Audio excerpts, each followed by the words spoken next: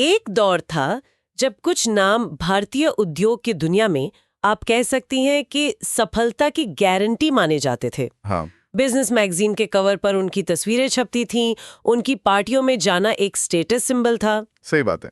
आज उन्हीं में से कुछ नाम या तो जेल में है या देश से भागे हुए भगौड़े। तो सवाल ये है कि अर्श से फर्श तक का ये सफर इतना तेज कैसे हो गया? ये वाकई सोचने वाली बात है। आज हम इसी कहानी की गहराई में उतरेंगे। भारत में कॉरपोरेट लोन की कहानी, हमारे पास जो जानकारी और रिपोर्ट्स हैं उनके जरिए हम ये समझने की कोशिश करेंगे कि वो आसान लोन का दौर कैसे शुरू हुआ और देखते ही देखते वो जेल की राह में कैसे बदल गया। बिल्कुल। इस पूरी कहानी को समझने के लिए हम इसे 2 हिस्सों में देखेंगे। पहला हिस्सा वो जब अंधाधुंध कर्ज बांटे गए और दूसरा हिस्सा वो जब उन कर्जों का हिसाब किताब होना शुरू हुआ और कंकाल अलमारी से बाहर आने लगे। बिल्कुल। तो चलिए इस पूरी गुत्थी को सुलझाते हैं। चलिए शुरू करते हैं। तो कहानी की शुरुआत करते हैं उस दौर से जिसे रिपोर्ट्स में लगभग 2004 से 2014 के बीच का समय बताया गया है। उस वक्त देश की अर्थव्यवस्था तेजी से बढ़ रही थी और हर तरफ एक उम्मीद का माहौल था। हाँ, एक ऑप्टिमिज्म था। बिल्कुल। कई बड़े कॉर्पोरेट घरानों ने इस मौके का फायदा उठाकर सरकारी बैंकों से हजारों करोड़ के लोन लिए और अपने बिजनेस को फैलाने में लग गए। बाहर से तो सब कुछ बहुत शानदार दिख रहा था, एकदम चकाचक। यहीं पर एक शब्द बार बार सुनने को मिलता है जिसे कुछ रिपोर्ट्स में फोन बैंकिंग कहा गया है। ये सुनने में तो बड़ा आधुनिक लगता है, लेकिन इसका मतलब क्या था? क्या सच में फोन पर लोन मिल रहे थे? नहीं, देखिए, ये शब्द दरअसल एक बहुत गंभीर आरोप की तरफ इशारा करता है। इसका मतलब ये नहीं था कि कोई आम आदमी फोन करके लोन ले सकता था। अच्छा। आरोप ये है कि दिल्ली में बैठे कुछ ताकतवर लोग, चाहे वो नेता हों या ब्यूरोक्रेट, वो बैंक के चेयरमैन को फोन करते थे। सीधा चेयरमैन को? हाँ, सीधा चेयरमैन को, और कहते थे कि फला कंपनी को लोन दे दीजिए। मतलब बैंक की जो अपनी प्रक्रिया होती है, जांच पड़ताल होती है, जिसे ड्यू डिलिजेंस कहते हैं, उसे पूरी तरह से नजरअंदाज कर दिया जाता था। बिल्कुल। उसे ताक पर रख दिया जाता था। बिल्कुल। जब ऊपर से फोन आता था तो बैंक मैनेजर के लिए शायद मना करना मुश्किल हो जाता था। प्रोजेक्ट कितना मजबूत है, कंपनी लोन चुका भी पाएगी या नहीं, इन सब जरूरी सवालों को एक तरह से दरकिनार कर दिया गया। नतीजा ये हुआ कि बैंकों के बही खातों में एनपीएज यानी नॉन परफॉर्मिंग एसेट्स का ढेर लगना शुरू हो गया। एनपीए को अगर हम आम भाषा में समझाएं तो इसे ऐसे समझिए कि बैंक ने आपको कार के लिए लोन दिया और आपने ईएमआई देना बंद कर दिया। 90 दिनों के बाद बैंक के लिए वो लोन अब कमाई का जरिया नहीं बल्कि एक सिरदर्द बन गया है। यही है एनपीए। अच्छा।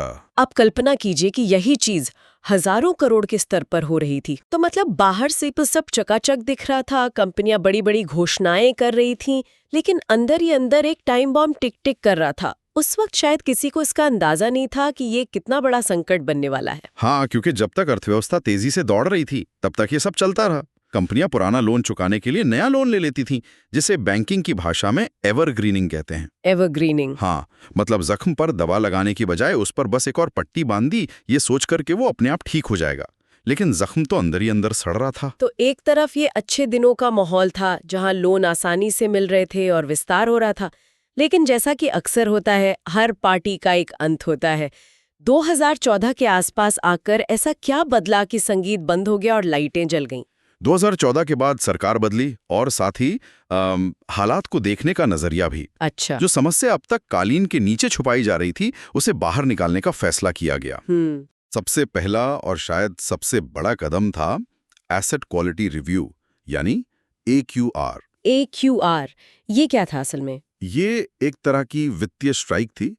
रिजर्व बैंक ने बैंकों से कहा कि अब कोई बहाना नहीं चलेगा, अपने सारे खराब लोन्स को ईमानदारी से एनपीए घोषित करो। इसका असर क्या हुआ होगा? जब अचानक से सारा सच बाहर आया होगा तो सिस्टम में तो हड़कंप मच गया होगा ना? हड़कंप ही मच गया। ये ठीक वैसा ही था जैसे किसी ने अंधेरे कमरे में अचानक तेज लाइट जला दी हो और कोनों में छिपी सारी गंदगी एक साथ दिखने लगे। बाप रे। जो एनपीएस पहले 6-7 लाख करोड़ के आसपास बताए जाते थे, वो आंकड़ा अचानक बढ़कर लगभग 2 गुना हो गया। पहली बार देश को पता चला कि समस्या कितनी गहरी है। ये कड़वी गोली थी, लेकिन इलाज के लिए जरूरी थी। समस्या की पहचान तो हो गई, लेकिन अब सवाल था कि इसके लिए जिम्मेदार लोगों का क्या किया जाए, क्योंकि ये सिर्फ पैसे डूबने का मामला नहीं था। यहीं पर कहानी में दूसरा बड़ा मोड़ आता है। अब फोकस सिर्फ पैसे की वसूली पर नहीं बल्कि आपराधिक कार्रवाई पर शिफ्ट हो गया। अच्छा। इसके लिए दो बड़े और सख्त कानून लाए गए। पहला था आईबीसी यानी insolvency and bankruptcy code. IBC, ये तो बहुत सुना है। ये है क्या असल में? इसे समझने के लिए सोचिए कि पहले दिवालिया होने की प्रक्रिया एक भूल भुलैया थी जिसमें प्रमोटर्स सालों तक अपनी कंपनी पर कंट्रोल रखते थे, भले ही बैंक का पैसा डूब रहा हो। आईबीसी ने उस भूल भुलैया को एक टाइमर वाले कमरे में बदल दिया। टाइमो वाला कमरा? हाँ, अब प्रमोटर्स के पास कुछ ही महीनों का वक्त था, या तो समाधान निकालो या कंपनी से हाथ धो बैठो। इसने पहली बार लेनदारों को यानी बैंकों को ड्राइवर सीट पर बिठा दिया। और दूसरा कानून, उसका क्या मकसद था? दूसरा था FEOA यानी फ्यूजिटिव इकोनॉमिक ऑफेंडर्स एक्ट। भगोड़ा आर्थिक अपराधी अधिनियम? बिल्कुल, ये खास तौर पर उन बड़े खिलाड़ियों के लिए था जो हजारों करोड़ का घोटाला करके कानून से बचने के लिए देश छोड़कर भाग जाते थे।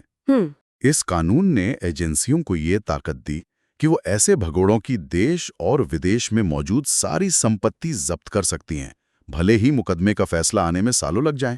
लेकिन इसमें एक सवाल उठता है, क्या हर बिजनेस फेलियर को धोखाधड़ी मान लिया गया? मतलब एक उद्यमी जो सच में बाजार की वजह से नाकाम हो गया और दूसरा वो जिसने जानबूझकर पैसा डुबाया, इन दोनों के बीच कानून ने फर्क कैसे किया? ये तो बहुत महीन लकीर है। ये बहुत ही जरूरी सवाल है और इसका जवाब छिपा है मंशा में। मंशा? हाँ, इंटेंट। कानून व्यापार की विफलता को अपराध नहीं मानता। दुनिया भर में कंपनियां शुरू होती हैं, बंद होती हैं। अपराध तब शुरू होता है जब लोन लेते समय या उसके बाद आपकी मंशा ही धोखा देने की हो। और ये मंशा पता कैसे चली? जब जांच एजेंसियों ने इन मामलों की परतें खोली तो उन्हें दो मुख्य पैटर्न नजर आए जो साफ तौर पर धोखाधड़ी की तरफ इशारा कर रहे थे। वो दो पैटर्न क्या थे? पहला था किकबैक। किकबैक यानी रिश्वत? सीधे शब्दों में रिश्वत। रिपोर्ट्स में आरोप है कि कई लोन इसलिए पास हुए क्योंकि लोन की रकम का एक हिस्सा रिश्वत के तौर पर बैंक अधिकारियों या बिचौलियों को दिया गया। अगर ये सच है तो इसका मतलब है कि ये कोई व्यापारिक विफलता थी ही नहीं। ये तो पहले दिन से ही धोखाधड़ी थी। बिल्कुल, ये तो पहले दिन से ही एक सोची समझी साजिश थी।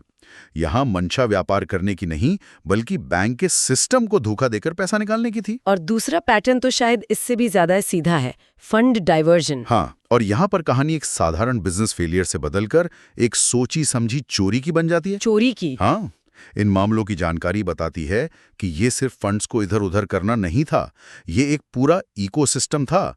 शेल कंपनियों का एक ऐसा मकड़जाल बुना गया था जिसे भेदना लगभग नामुमकिन था। मतलब? पैसा स्टील प्लांट के नाम पर लिया जाता था, लेकिन वो दर्जनों फर्जी कंपनियों से होता हुआ किसी टैक्स हेवन देश में प्रमोटर के निजी खाते में पहुंच जाता था, या उससे लंदन और दुबई में बंगले खरीदे जाते थे।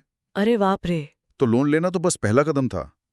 असली खेल तो उस पैसे को सिस्टम से हमेशा के लिए गायब करने का था। मतलब ये कोई चूक नहीं थी, ये एक पूरी तरह से प्लान की गई डकैती थी, बस इसमें हथियार की जगह बैलेंस शीट और फर्जी कंपनियों का इस्तेमाल हुआ। आप इसे ऐसे ही कह सकती हैं, जब आपने जिस प्रोजेक्ट के लिए पैसा लिया उसमें एक रुपया भी नहीं लगाया तो वो प्रोजेक्ट तो विफल होगा ही। जाहिर है। और जब वो विफल होगा तो बैंक का लोन अपने आप NPA बन जाएगा। फिर आप कह सकते हैं कि क्या करें, बिजनेस नहीं चला, लेकिन असल में तो बिजनेस शुरू करने की नीयत ही नहीं थी। ठीक है, तो समस्या की जड़ समझ में आ गई, ये भी पता चल गया कि कानून सख्त हो गए। लेकिन सबसे बड़ा सवाल उस पैसे का क्या हुआ जो पैसा बैंकों का था, यानी देश की जनता का था। क्या उसकी कोई वसूली भी हुई या ये सब सिर्फ कागजी कार्रवाई बनकर रह गया? नहीं, वसूली इस कहानी का सबसे अहम और शायद सबसे सकारात्मक पहलू है। सख्त कानूनों का असर जमीन पर दिखना शुरू हुआ। अच्छा। हमारे पास जो आंकड़े हैं वो बताते हैं कि PMLA यानी धन शोधन निवारण अधिनियम और FOA जैसे कानूनों के तहत ED यानी प्रवर्तन निदेशालय ने 2014 से लेकर अब तक 1 लाख करोड़ रुपए से भी ज्यादा की संपत्ति या तो अटैच की है या जब्त की है। 1 लाख करोड़? ये आंकड़ा तो अविश्वसनीय। हाँ, ये न सिर्फ समस्या की गहराई दिखाता है बल्कि ये भी कि रिकवरी की कोशिशें सिर्फ दिखावा नहीं थी। लेकिन क्या ये जब्त किया हुआ पैसा बैंकों तक वापस भी पहुंचा? हाँ, पहुंचा। खासतौर पर विजय माल्या और नीरव मोदी जैसे बड़े नामों के मामलों में क्या हुआ, जिनके बारे में सब जानना चाहते हैं। इन हाई प्रोफाइल मामलों में काफी सफलता मिली है। जानकारी के मुताबिक सिर्फ इन भगोड़े अपराधियों से जुड़े मामलों में ही सार्वजनिक क्षेत्र के बैंकों को अब तक 17,750 करोड़ रुपए से ज्यादा की रकम वापस लौटाई जा चुकी है। 17,000 करोड़ से ज्यादा? जी, ये दिखाता है कि कानूनी कार्रवाई का मकसद दोहरा है। एक तरफ इन लोगों को सजा देना और एक नज़ीर पेश करना कि अब ये नहीं चलेगा, और दूसरी तरफ जनता के पैसे की पाई पाई वसूलने की हर मुमकिन कोशिश करना। ये सिर्फ एक प्रतीकात्मक कार्रवाई नहीं है, इससे बैंकों की वित्तीय सेहत पर भी सीधा और सकारात्मक असर पड़ता है। तो कुल मिलाकर ये एक दशक के आसान लोन और फिर अगले दशक के सख्त हिसाब किताब की कहानी है। बिल्कुल। ये दिखाता है कि कैसे आर्थिक और राजनीतिक हवा बदलने से वही लोग जो कभी सिस्टम के सबसे बड़े सितारे थे, उसी सिस्टम के लिए सबसे बड़े अपराधी बन गए। बिल्कुल। अगर हम इसे बड़ी तस्वीर में देखें तो ये कहानी भारत की वित्तीय और कानूनी व्यवस्था में एक बहुत बड़े बदलाव की कहानी है। किस तरह का बदलाव? ये उस कल्चर से एक बदलाव है जहां शायद नियमों को तोड़ना मरोड़ना आसान था, जहां राजनीतिक पहुंच वो वित्तीय समझदारी पर हावी हो जाती थी। अच्छा। ये उस व्यवस्था से एक ऐसी व्यवस्था की ओर सफर है जहां अब जवाबदेही तय की जा रही है, जहां कानूनों को सख्ती से लागू किया जा रहा है, चाहे सामने कोई कितना भी बड़ा नाम क्यों ना हो। आसान ऋण से जेल की राह तक का यह सफर भारत के कॉर्पोरेट गवर्नेंस की कहानी के बारे में बहुत कुछ कहता है। इस पूरी चर्चा के बाद एक सवाल मेरे मन में घूम रहा है। जो जानकारी हमारे पास है वो ये बताती है कि धोखाधड़ी होने के बाद पैसे की वसूली के लिए क्या-क्या कदम उठाए गए हैं, जो कि बहुत जरूरी हैं। हाँ, बिल्कुल। लेकिन भविष्य के लिए असली चुनौती तो कुछ और है। बैंकिंग और राजनीतिक व्यवस्था में ऐसे कौन से स्थायी बदलाव करने की जरूरत है ताकि इस तरह के धोखाधड़ी वाले खराब कर्जों का इतना बड़ा पहाड़ फिर कभी खड़ा ही ना हो पाए? क्योंकि कहते हैं ना, इलाज से बेहतर हमेशा रोकथाम होती है।